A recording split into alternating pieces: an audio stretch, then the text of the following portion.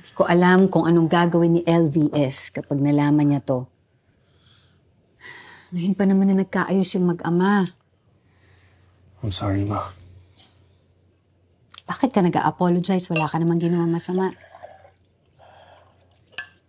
I feel like I could have handled myself better. Hindi na dapat umabot sa ganito.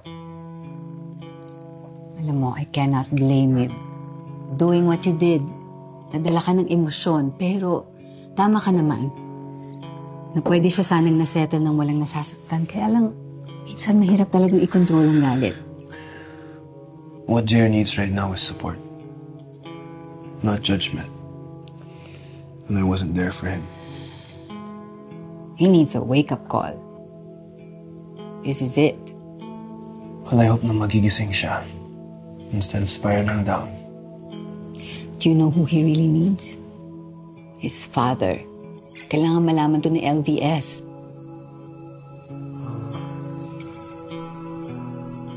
Maybe we can hold off first from telling LVS, Ma. I just think it's better it comes from JR first. Yung involvement niya sa kaso na to. Paano kung di siya umamin? He will. I know he will. He just needs time. Okay.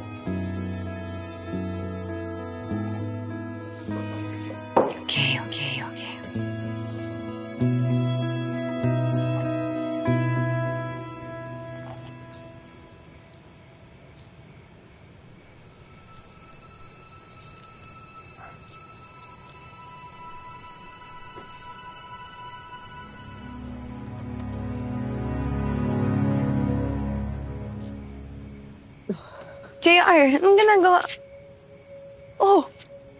Ano nangyari sa'yo? Siya... Ano nangyari dyan? Sino gumawa niyan?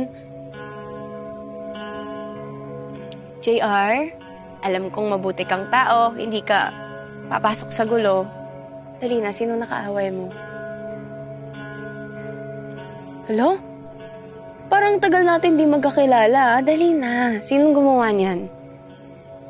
Ako to, si Cha.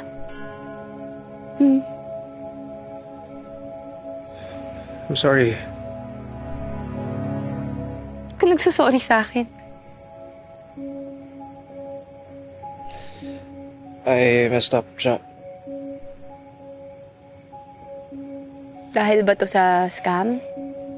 May bago ba nangyari?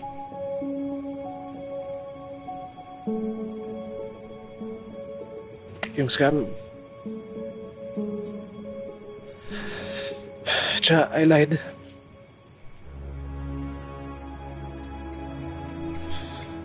I wasn't a victim like you.